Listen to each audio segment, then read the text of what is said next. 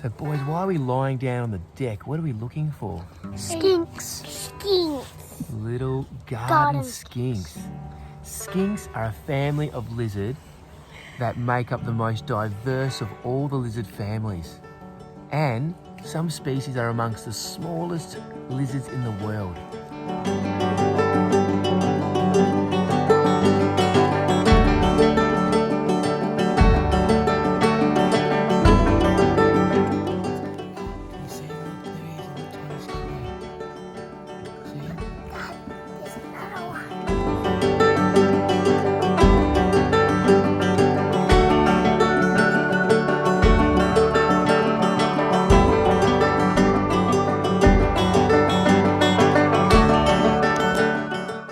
There is around 1,500 different species of skinks, and they inhabit the suburban backyards to arid desert and tropical rainforests.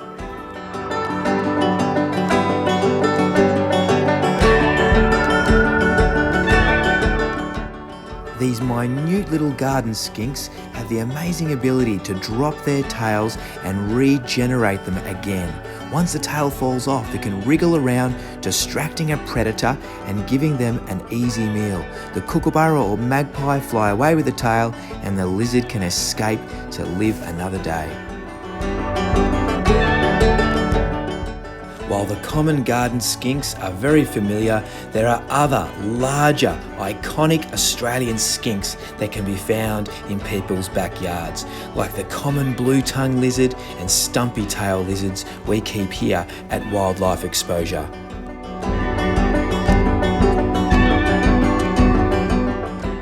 There are subspecies of blue tongues found all across Australia, and many species are listed as endangered. Due to the fact they're slow moving, they are very vulnerable to predators such as cats and foxes, and also, sadly, many do get run over on our roads.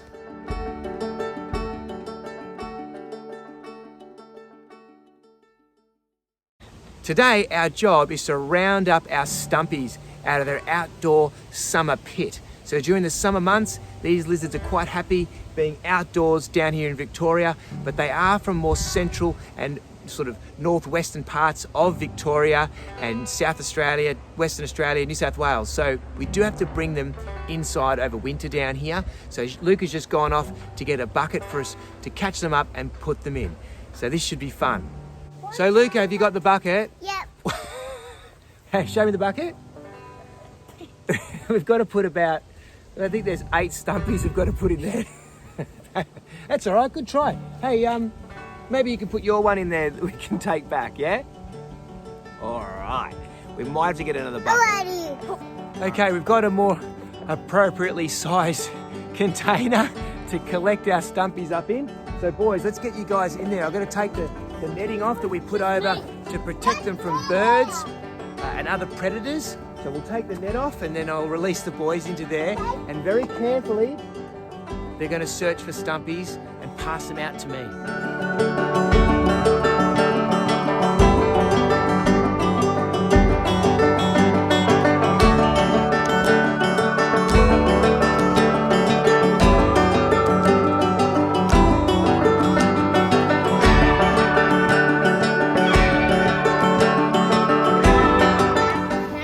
All right, boys, check under here. Check under here.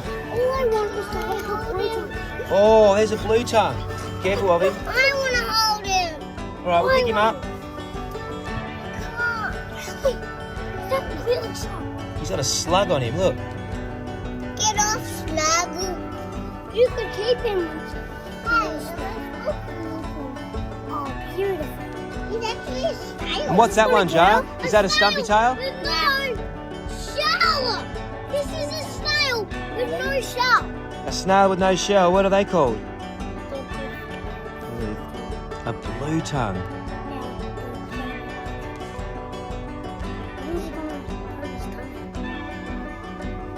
All right, pass him here. Let's put him in the bucket with the others.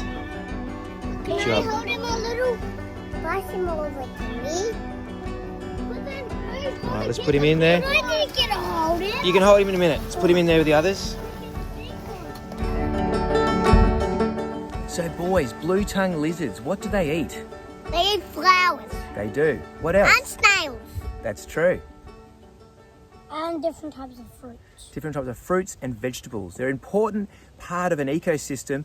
They're actually seed dispersers. So spreading seeds around from fruits and flowers that they eat. And what do we call an animal that eats a bit of everything? What's that called?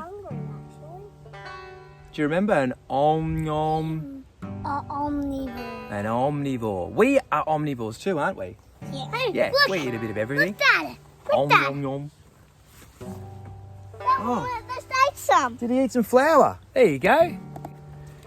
Keeping the stumpies outside in this enclosure is fantastic for their health. Over summer, I don't have to feed them a great deal because there's so much natural food in here. They're eating the slugs and the bugs and the pig-faced flowers and even the little ants. They're eating all sorts of animals out here during the summer. But in winter, it gets too cold and they go into a hibernation or brumation where they slow their bodies down. And being out here in the southern parts of Australia where we are, it's too cold and wet. So we bring them indoors over the winter.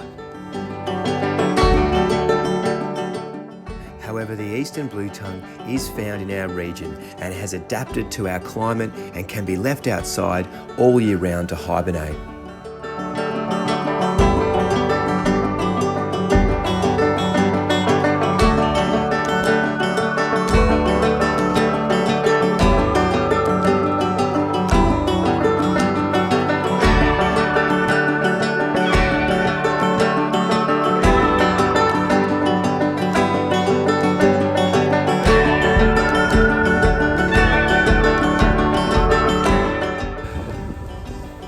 Defending himself by trying to look big and scary, opening his mouth up.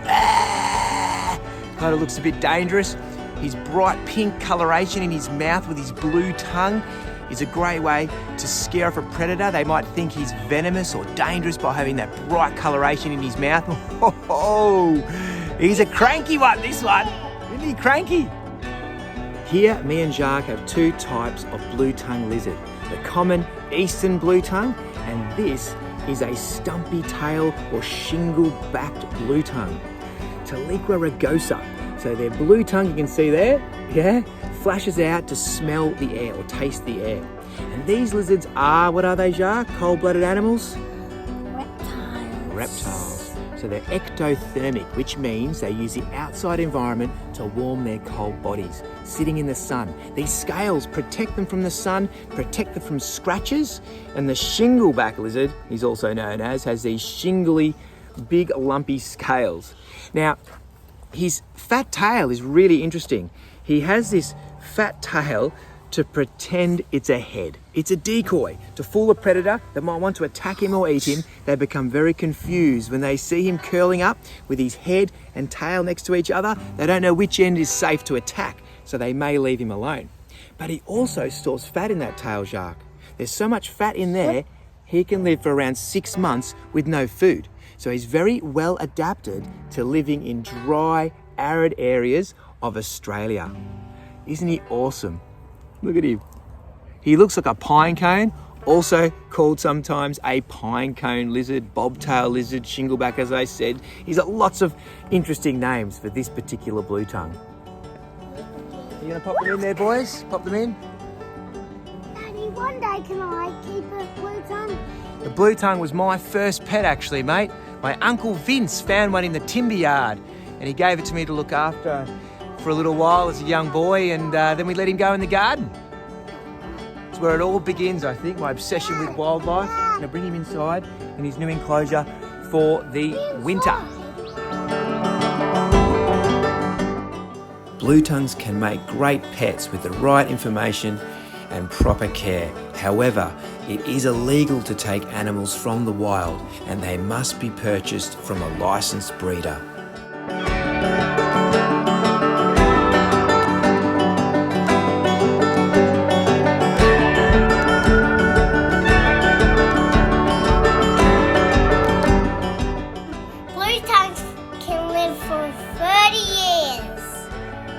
That's right, Luca. So you have to make sure you're prepared to take good care of them if keeping them as a pet.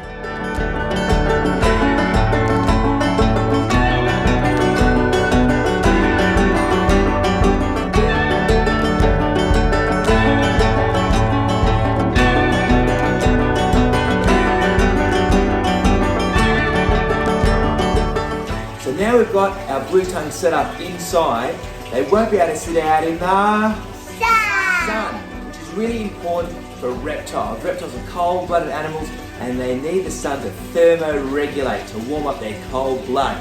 So these lights are going to keep them warm. But they are special types of lights that create UV.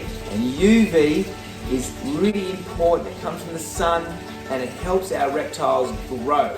To process the calcium they get in their diets, they need lots of vitamin D, which you get from the UV light. So these lights are really important for their growth. What are you doing? You're doing sign language. What's that you've got there, Luca? Skin. What did that come off? A stumpy. When do they peel their skin off? When they grow younger.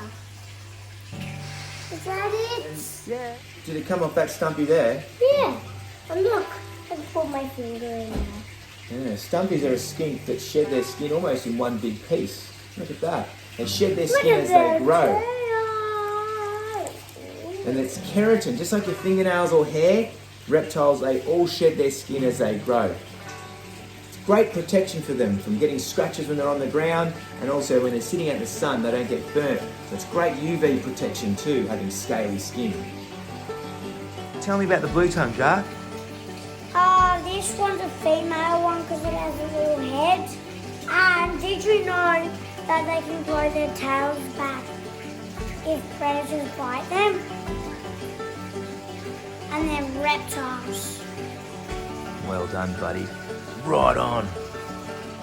Another fascinating fact about the stumpy-tailed bluetongue is that they are monogamous, which means they partner for life. Once they find a lizard they get along with, they meet up with that lizard every breeding season to have their young. And their young are born live. They have normally around 2, and those babies can be born up to 1/3 of the adult's body size. So they have big babies, and that's to ensure those babies' survival in a harsh and arid environment. So they're really well suited to the tough Australian conditions.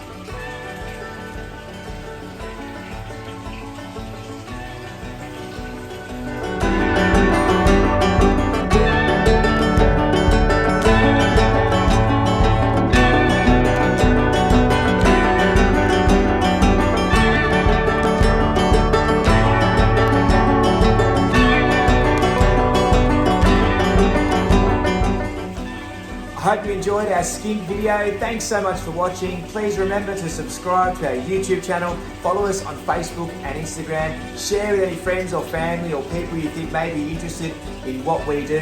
And remember, you've got wildlife living in your backyard. If you want to protect native biodiversity like our skinks living in your garden, please don't use pesticides, keep your cats indoors, and as always, take care of yourselves and our wildlife. Look forward to seeing you next time. Thank you.